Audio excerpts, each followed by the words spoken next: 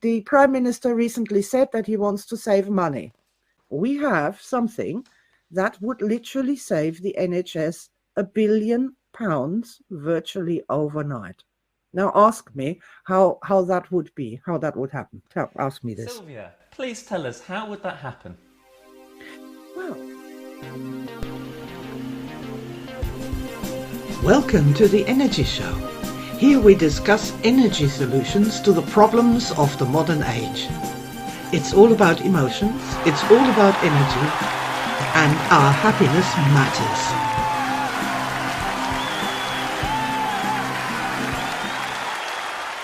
Hello and welcome to show number 400. Wow, woohoo! Hey! The beginning of the new. Yeah, the beginning of the new. We are going to be running our energy show, and we're going to be talking about topical things. And so I am Sylvia Hartman, creator of Modern Energy. And my name is Alex Kent, and I have been helping run the Guild of Energists for, 22 years now. That's incredible, isn't it? So my passion has always been supporting our members, practitioners and trainers who are out there in every corner of the world, helping to make the world a better place using modern energy techniques. So yeah, I was thinking about what my job was today. And actually, when I think about it, it's being able to say yes to people, to the members. That's such an interesting way for a company to run. I've met so many companies that if you talk to them and say, "Excuse me, can you do this? Can you help me?" And they're like, "No, sorry, policy, terms and conditions." Computer says no. Yes. And working for the GOE, it's just so good, isn't it? That the members come up to us and say, oh my goodness, certificates. Can we print those ourselves? Because the shipping takes a couple of weeks to arrive in our part of Nigeria, right? in Nigeria, and I'm like, okay, give me 2 weeks.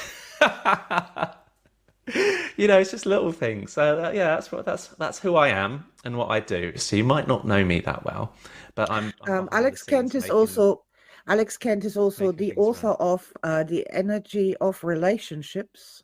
Ooh, which and is Tapping with Big Ted for children. Oh, I think just off the screen there. Yes, it's good, isn't it? But here we are. Episode 400, but I also want to call it episode number 1. It is episode number 1. So to unveil my big master plan. So Alex and I are going to do this show together. We're going to have guests. We might have you on so that you can tell us about your experiences with modern energy and give us some suggestions as what we are going to be doing in the future. And what I'm hoping to do is that as I'm sort of getting older and moving towards shuffling my mortal coil, that the energy show will continue with new presenters and it's going to be a thing. I want the energy show to be a thing. Nobody on this planet is talking about energy in the way that we do, and have the practical solutions and the theory and practice backup of 50 years of research. So yeah, very excited about this. And I know sometimes I feel like we are Cassandra, in Greek myths, that we have these prophecies, these bright ideas, these solutions, and we really need more people to know about them. But yes, that's it. That's exactly what the energy show's for, isn't it? To reach more people. Yes. With some nice topical topics. And today's episode, or number one episode, is how to save the NHS billions. Stress-free solutions for a healthier future. Oh my goodness. So this I was going to call this we can save the NHS £1 billion virtually overnight because we can.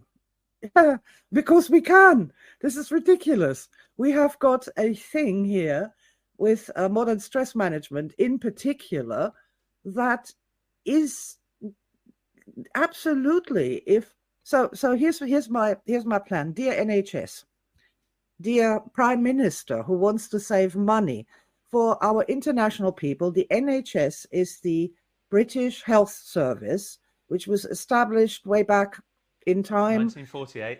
1948, so that British people would have access to medical care. And it's not free, it's paid for by our exorbitant taxes. It costs an incredible amount of money.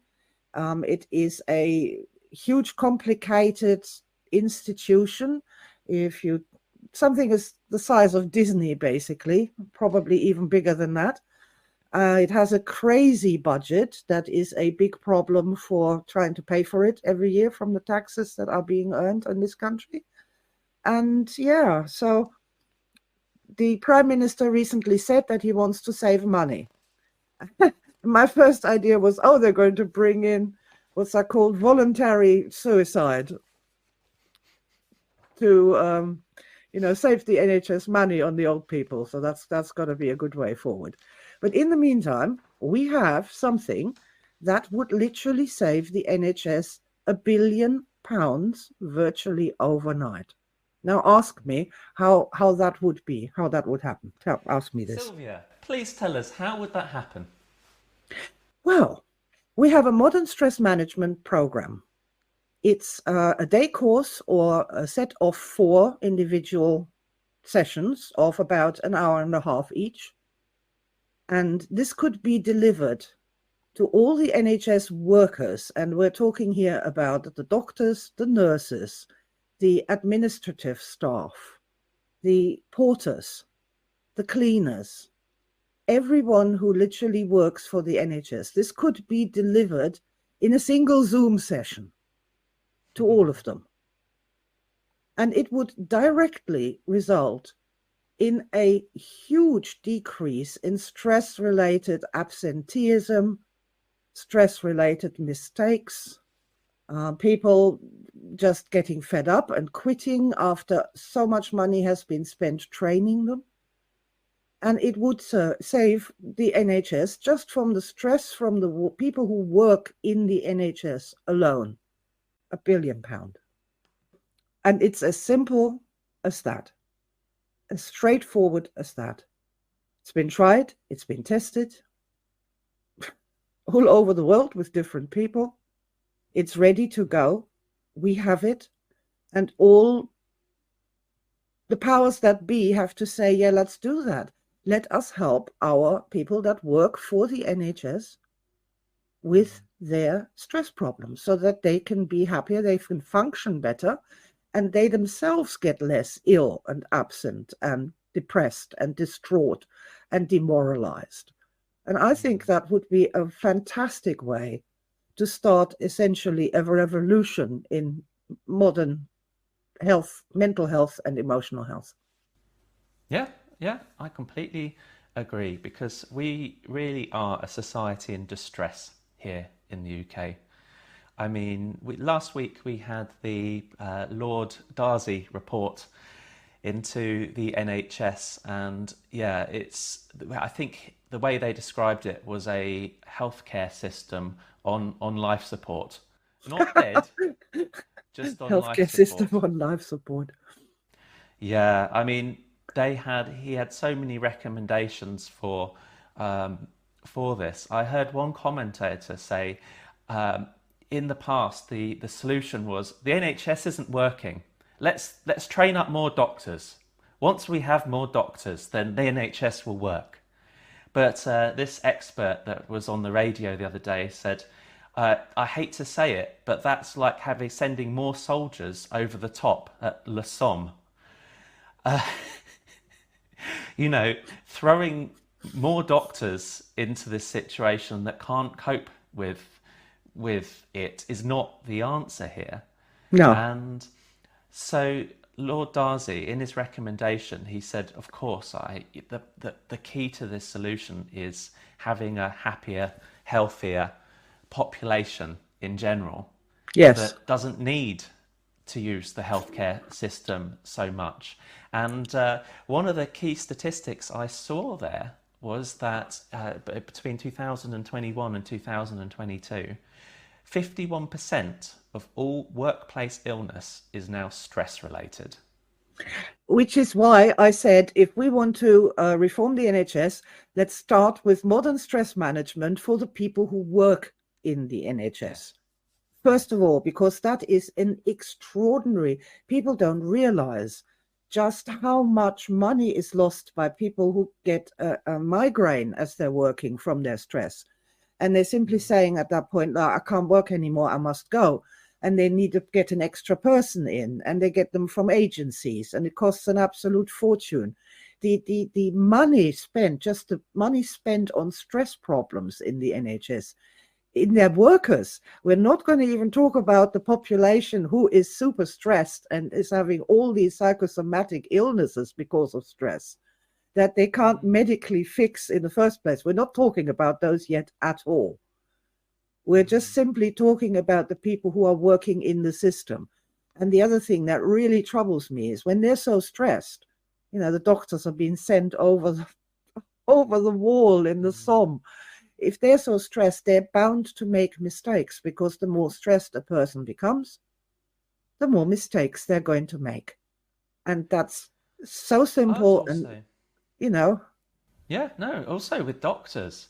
So if you've got a really rubbish job, the classical economists' idea of solving this is you pay them more money.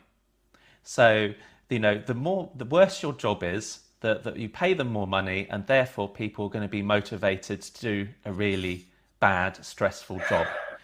But actually, what actually happens here is that the doctors are now saying, that's great, I'm going part-time, because half of a lot of money is much better with a nice work-life balance than doing 60 hours, 70 hours, working down the local A&E or the hospital or in all sorts of care. So here we have the problem. See, the stress. Paying people paying people more is often not the answer. It's not the solution. Short-term fix. It's a short-term, very short-sighted fix. There's also another thing, and that's this. Look, everybody knows what morale is. The morale of the workers in the NHS is lower than it's ever been. Everybody knows that. Yeah, that's a thing. Everybody knows what morale is. How do we raise the morale? Well, I don't know. That doesn't exist. That's not an emotional thing. Oh, we don't deal with that. We only deal with the physical body here. And therein really lies the crux of the matter, is that we have got the spirit missing from the mind, body, spirit triad. And I appreciate that there's a lot of people out there, when I say this, who will immediately go, oh, yeah, you're just stupid. You're just stupid. You're starting to talk nonsense now. You're talking religion now. And I'm saying, no. I'm talking reality. I'm talking a reality of an organization that is where everybody in it is super highly stressed. They're negative. They're scared. They hate their jobs. They hate the people they work with. And the morale is super low. And in a football team, if the morale is low, they are going to lose. This is not a question of how talented they are or how naturally good they are or how much they've studied and practiced. If the morale in a football team is low, they will lose to the side with a better morale. And that is a part of that spirit thing, mind, body, spirit. And yeah, unless we start to address the emotional stress of the people, which is not being addressed properly. Not only can the NHS workers not function, but this, of course, has everything to do with the people, the patients, the citizens they are supposed to serve, because the citizens are so super stressed. But my thinking here is, before we deal with the citizens, we start with the people who deal with the citizens first. Because when their morale is better and they're not so stressed, they are going to be doing their jobs better. And we're saving a ton of money. And then we can go from there and actually start implementing some of this modern stress management to the patients that oftentimes are so stressed, they're literally just producing this plethora of physical symptoms, from, oh man. You know, Sylvia, I think I'm going to disagree with you on that because I think yes, certainly teaching the NHS staff right the way from the highest consultants to the The cleaning staff, managers, to the managers, to yeah, people the that change the managers light bulbs. particularly. This is all very this is all very useful, but I think sometimes you just need to give them take the pressure off a little bit. Like for example, like it's difficult to fix a car when the engine is going at 10,000 RPM. You know what? I think it needs to be a more balanced approach. We need to treat the general population for stress to help them Oh, find some strategies that work for them, and by doing so, that takes a little bit of pressure off the NHS. And by doing that, that just gives people a little bit of breathing space. Because when people are so, I mean, hopefully a lot of the people on watching this will already know the Melbourne Energy Chart. When you get into the negative energy states, it's very difficult to fix yourself. And oh yeah, the least energy you have, the more difficult it is to fix yourself, and the more this is help you true. need from other Yeah, people. yeah. And I think that this is a two-pronged attack. I don't think we can just help the doctors and without Well, see, this is simultaneously helping the population. my thinking on this goes as follows. At the moment, as far as the vast majority of the population and all the people in government is concerned, is there's no such thing as a spirit thing. People don't have an energy system. That's all nonsense. That's all stupidity. All they have is a body and a mind, and that's all they have. Everybody believes this, right? And to reach the population is impossible in this day and age. But we can offer to fix a problem that has a monetary value and fix it quickly. Because, they're just, dear person working somewhere in the NHS and having some kind of power, here's what I suggest.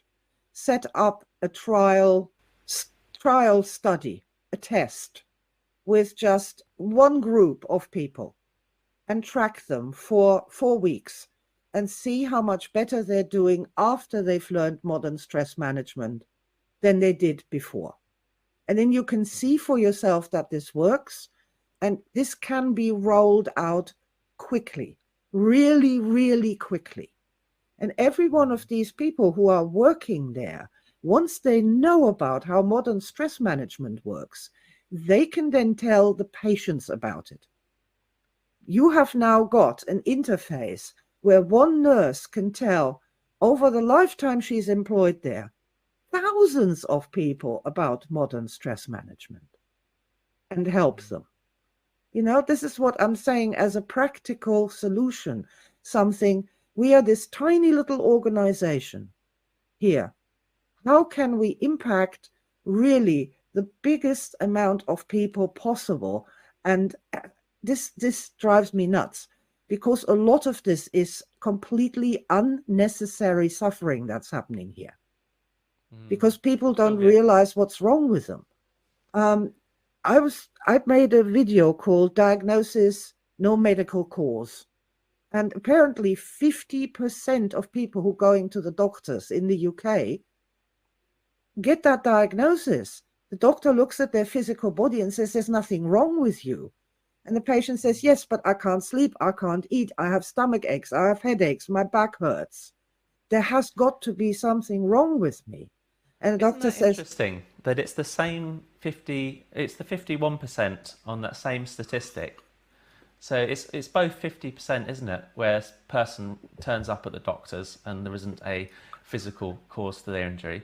But right, likewise, it's also 50% where people are off work, or 51%, even more than half of the population are off work due to due to stress. Yeah, Hmm? it's incredible. Can I remind you of a metaphor that we were chatting about the other day? And Do I it like was metaphors? very nice.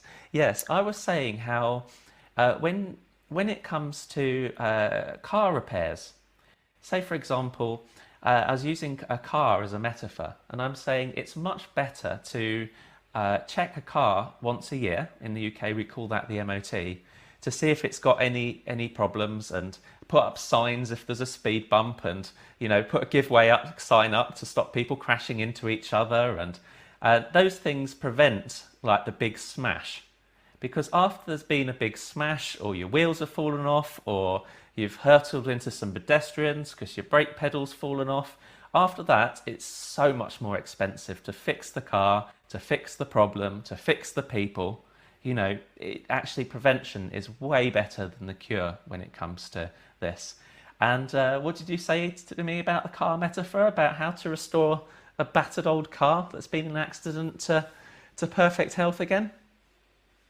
Oh, I said that the situation that we have at the moment here is that when you take your smashed up car to the repair shop, we only have people who work on the mechanics and who work on the panels. But there's nobody there that's actually working on the electrical system. Not only I love that, that. I love in the that. workshop, they're absolutely insisting that the car has no electrics at all. And that if you're suggesting that there's some mysterious force outside of the panels and the mechanics of the car that has some influence on what's going on, then you must be absolutely crazy. And That's I'm going to give you that's a round of just applause for that. I yeah. loved it. It's like come on, people. People have emotions, of course they do. You can't keep Mm, ignoring this. And obviously, psychology is not the answer here at all. And that's fine. mm, We don't need to deal with the mind. We're just dealing with the living energy body, the real spirit of a person. And mm. this is really the huge failure of modern societies around the globe, is that we've completely lost that third part: mind, body, and spirit. Who's looking after the spirit? Who's caring for the spirit? And it's the spirit that is then kicking off and causing these headaches and stomach aches and backaches and nightmares and inability to sleep and stress and getting angry all the time and feeling scared all the time. That's the spirit part. And we need to get a hold of that as a civilization. And this is a big ask. How do we do this in the modern age? Everybody's screaming and shouting, social media everywhere. Nobody's listening to nobody. How do I get this done? And my answer to that is, well, an easy way to get it done is for the one NHS trust out there, one forward-thinking NHS trust who wants to save some money, to set up a pilot program for modern stress management and track it for a couple of months at the most, because this house is burning. The fire brigade needs to come as soon as possible. This is not something that you can leave to some kind of congressional inquiry, which will take place in 2045 and do absolutely nothing. It's something that needs to be done right now. People need to start to understand how emotional stress works, and most importantly, how we overcome that in an easy, logical way that does not conflict with anybody's religion at all, but quite in the contrary, enhances their religious practices and makes them much, much more supportive and much more powerful if they have them. But if they don't have them, it gives them a religion-free way to deal with that spirit part that is currently not being addressed and needs to be addressed, or else we can't go forward as a society. Mm. Never mind Yeah. as an NHS. I think this is a leverage point where we could be heard by someone. Well, that's it. I think that there are going to be people listening to this that think, oh my goodness, they're completely overacting. What a lovely world we live in, and my life is so stress free, and I'm so happy in my little nook of the woods. And Yeah. yeah, just to explain that since, particularly in the UK, since the 2008 2009 financial crash, I remember you saying, you talking about the New York Fashion Week that you were quite keen on at the time, and you were saying how what was before has gone, and what is now the future is unknown and will be different. And oh my goodness, that was a quite apt summary of how things went. I mean, in the UK, the response of the government was to cancel little projects all around the country, like having like these warm places for young people to go to socialise and stay off the streets. And now we're seeing those people that weren't looked after have now, Mm. uh, in often cases, gone on to life's a crime, which is then pushing up the prison figures or the homelessness figures or the domestic abuse figures. Um, and it's just like these little savings of £10,000 here on a little community soup kitchen, or let's have a warm home for old people there, or let's make the library only open up on Saturdays. Where actually a lot of old people are using that as a solution to heat their homes. Yeah, it's This is what we need, the $1 trillion stress solution. Because stress costs money. It really does. And for example, in the example of closing this little community center to save £10,000 a year, you could save that £10,000 a year 10 times over by just sending all of your civil servants who are working in that county on a modern stress management course. mm. Because And there the money yeah, comes back with less absenteeism, less having to train new people. All of this is churn, it's called. All of this is incredibly expensive. We can literally save any company out there, any company, any prison, any hospital, any organization, any institution, any school, a absolute black and red realistic money saving yeah, that becomes yeah. cumulative over time. So this is where I'm coming in, and this is where I'm trying to tell people this, that all right, it's okay to, up until now, it's been fine.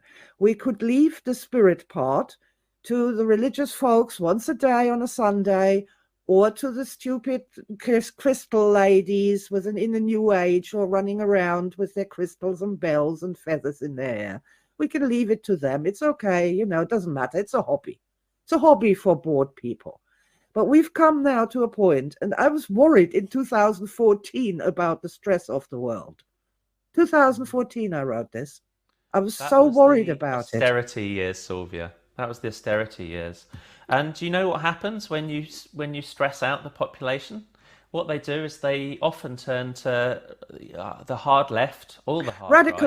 It They radicalizes the radicalize, population. Of course it they does. divide the population, Yes. and they start looking for populist leaders that have lots of big ideas, but actually, or they love saying what the problem is, but their Yeah, solutions are they don't have so a solution. impractical. And then what happens? You ask the country, do you want to, like, I'm talking about the UK here, do you want to leave our closest trading partners and go it alone? And of course, the country is going to be split with Let's not go to people any that. particular, listen, let's not go to any particular I'm kind of really not. What I'm topic, saying, or Sylvia, is it then what happened after radicalizes the country. 2016? Well, after 2016, what did we have? COVID, God. right? Well, it's as well. Then we That's had, what I was saying. I and was after worried that, about stress in 2014. I was so worried about it that I yeah. wrote a book about it and created the modern stress management course. And then what happens? What is it Europe like gets now divided. after COVID? The And then what people, happens? Europe gets divided, Sylvia. Like, yeah, I mean, America votes in a populist president, which is look, 100% Alex, understandable. The UK votes in our version of populism, and Europe starts to get divided. And what happens when Europe gets divided? We have the But war in that's Russia. simply, The again, war in what this, Russia. yeah, And then but we've what got our that first is major simply, war in what that European. is simply And then what um, happened? a And then what stress, happened? it's a And then what stress thing. happened? And Don't then you what happened was the understand that cost this of is living. just as, that And just then what does happened not, was the cost of living crisis, Sylvia. This is probably the most. I mean, there's going to be people out there that saying, "What are you complaining about?" Compared to the Victorian times, where you know the idea. Do you know? Hopefully, everyone listening to this is familiar with the term hungover. So you've had a bit too much to drink, and the next day you feel hungover, headache. Do we know where that comes from, right? Because in Victorian times, one of the cheapest and safest places that you could go for a night to sleep that is safe, you're less likely to be robbed or beaten, or it's at least going to be dry. It's going to be cold. So what they used to do, like the cheapest accommodation was a rope, and you pay the person whatever it was, like, I don't know, whatever half pennies it was back in the day, and your sleeping place for the night was to be hung over, literally bent over a rope for the night. And a lot of people might be looking at as I said now, saying, okay, yeah, fair enough, you're a little bit stressed. Okay, fair enough, the world's been really stressed for the last 15, 20 years. What have you got to complain about? People aren't dying of hunger as so much in the quantities that they used to. We have got like protections and okay. things, All right, all right. and May I we've just, got may and I answer yes, this? of May I course, and answer I this will I right will away? get to that, Sylvia. I will Okay. certainly get to that point, and I will bring you in, and people might be thinking that, okay, so why are we complaining? What happened to the British stiff upper lip? And it's fascinating, isn't it? It's fascinating, absolutely terrifying what happens to a population if you stress them out for so long. Have you got any thoughts, Sylvia? My thought on this is when I was little, and my parents try to make me eat something really horrible, whatever it was. Let's call it a dead frog. And I'd be like, I don't want to eat this dead frog. And they'd be like, oh, you're so ungrateful. You don't know how good you have it. When we were your age, we had to lick the spinach leaves on the field that we weren't allowed to bite into because it was just such a fantastic thing. And you are so lucky that you have what you have. Think how terrible it was in the days back. All right, I'm not eating the fucking frog. I'm not. I'm not eating the frog. I'm not. I demand better. I demand better. By looking back at history and saying, oh, yeah, great. When the cavemen were around, their average age before they died was 23. That is irrelevant. We are here. We are now. We have better technology than we have ever had before. We have better health technologies than we've ever had before. We have better space rockets than we've ever had before. What I demand is progress, not regress, progress. I want more. I want better. I don't want to eat a frog. This is not good enough. The potholes in the roads aren't good enough. The waiting lists in the NHS aren't good enough. Your generation, Sylvia, was It's not good enough. fortunate. I want more. Your And I think generation it's was achievable because very human fortunate beings because are amazing. And when you de-stress human beings properly and bring them together, they can create the most astonishing and wonderful things. And under all of this stress, all we get to see is the mess that humans have made, the global warming and the stupid COVID thing and the reactions to that and all of this craziness and slavery and God knows what else human beings are doing wrong. And that is not the right way to look at humanity. We need to go forward back to this place of we're actually amazing. We can solve problems. We can create things that have never been in the history of the universe. And that can only happen when we move people out of stress, out of the negatives, and into the positive side of where we start to create. We need to create. We can't keep constantly just firefighting the problems. That's like you're saying with the doctors. Putting more doctors in the NHS is sending more soldiers into the machine gun fire over the wall. This is not solving the problem. It's addressing the problem. In order to solve that problem, you need to become creative and you need to become cooperative. You were saying about how Europe's splitting up and people are grabbing. This happens under stress. It fractionates. Systems fractionate out into chaos until you're left with this real bad Third World War problem that, like, for example, in Haiti, where there's no authority anymore, it's block by block, people with machine guns fighting against other people with machine guns on the next block for bare survival. That's the end outcome of this fractionation process that is caused by stress. It's caused by emotional stress. And if we want to reverse that and start to actually, my partner says to me, why the hell do you worry about the state of the world? You can do nothing. You're sitting here in your little house. Why do you even worry about it? Don't worry about it. Go and plant some new plants in the garden and just relax, chill, have a good time. And I'm like, no, I want to save the world. I absolutely do. And I've got a thing that could go a long, long way. See, when you de-stress people, any people, they become more intelligent and more cooperative. So my idea is we distress people and let them find their own solutions for their own problems. Rather than somebody like a big leader creating all the solutions to all the problems for you, it must be the people on the ground that find the solutions to their problems.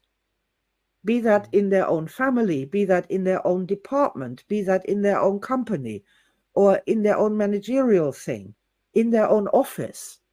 That's where the solutions, they need to come, they need to bubble up from the grassroots up, rather than some great emperor standing there and saying, this is how it's supposed to be done. So, yeah, that's what I want. Your generation, Sylvia, and many generations before you, all had this belief that your children will be healthier, wealthier, and happier than your generation. Right. So is that too much to ask? Is that too much to ask? From at least the 200, 300 years, the idea was that there would be advances in science and in health and in work-life balance, and the machines would do and all of that did come, and all of that is true, and it's working. Yes, they've just forgotten the third part. And only in my generation, and certainly my generation's on the tipping point. You have people that are okay, and you have people that are not okay. The generation under me, I'm in my 40s. My goodness, I feel so upset that they cannot enjoy the health benefits. I mean, we have health expectancy going backwards for the first time in a long while. We have the only way that people that are younger than me can look forward to any kind of income, any kind of wealth, is when their parents die. They've got no chance of my generation and your generation, the people above your generation, where what you'd do is you'd buy a house in your 20s, and that house would be increase in value, and you bought it for 20,000. Now it's worth 400,000. Okay. So let us not drift into that one, because really I am seeing, and I'm really glad I'm seeing that this a change in the zeitgeist, about what is valuable, what we should value, what we should be wanting in our lives, what we should be working towards. And for the longest time, it has been the Kardashian mansion, the mega mansion, and that whole thing with, just gluing diamonds onto yourself, or just I don't know, pouring buckets of gold on yourself, and that means that you're a good person and that you've actually made something out of yourself in life, putting diamonds into your teeth and going back to your old neighborhood so that everybody can be jealous of you. This whole mindset that it's all about power and money, and using the money in order to gain power over people, that all of that is being questioned. And one of the many things that I really approve about the time we're in right now is that this is finally being questioned as something that we should be doing. We need to evolve as a society. And there are some places that go really well where that's really happening, but there are other places. And the spirit part is that place particularly where we're stuck in the dark ages, where there has been literally no progress whatsoever since, God, I don't know, since the dark ages, literally. In the spirit, how we deal with the human spirit, how we actually understand what we are doing here, why we are here, how to negotiate your life, what's important about life. All of these things have been completely neglected. And this has led to a huge imbalance in society. But, and I really want to make that point, is that the fact that the young generation can't be living like the boomers did is not a tragedy in and of itself. It will lead to an actual evolution of society. That is, we are in the middle of an evolution of society itself. So the fact that we have it better than the Victorians on the one hand, have it worse than the boomers on the other hand, we're here and we need to plan the future, and we can't do that if we're so stressed. So I that think we is, want to restore that promise that the future will be brighter than yeah, today. yeah, it should be. And Absolutely. And we need to focus on that's that. why I'm And so passionate, as well as the doctors, to actually start helping the children. So I heard on the radio today that there's a psychiatrist's project at the moment in the UK. And what that does is, well, we all know from the Alex, I zeitgeist. think this will probably be a story for another day. I think at this point we are going to wrap it up, and we leave the children of the world, for another day. If you're still here with us and listening to us arguing about the future of humanity, very well done, and thank you so much for your time and for your patience. In the meantime, I would I would absolutely love to start some trial projects. If you are a company, if you are a department, if you're just interested for your own sake, get in touch with the GOE and ask about modern stress management. We have trainers who can deliver a really simple, pretty little modern stress management day training to you that we'll happily negotiate cheap prices. We're not, one of these grifting rip-off companies out there who say the same as everybody else. We actually want to change the world for the better, which is unusual, but there we have it. So, Well, yeah. Sylvia, I think we've both had some strong opinions, and I want to hear from you. Please Oh, do yeah. leave a comment down below. Yep. And if you like what we have done, please click the like button, and Yeah. remember to subscribe. And yeah, well, Do if all the you want to YouTubey suggest things. all the YouTubey things. If you want to suggest some things for us to talk about in future, then leave a comment as well. We need to talk Well, about the children. I think that should be our next topic of conversation here. yes, I would have We need to loved talk to have about the talked children. about that profiling project. That'll be the title for 401. Yes, won't somebody think of the children? Yeah, well, we need to think of the children. We do. We really do. And yeah, we're ready to get into that topic, aren't we? But we must say farewell for today. Thank you so much for being here and listening. If anything we said made sense, please share it with other people. Really, we've got a gorgeous thing here. It works. It's proven. Just get it out to some more people, please. Thank you, Lots of Sylvia, and love. thank you to everybody who's watching. Bye for now. Bye.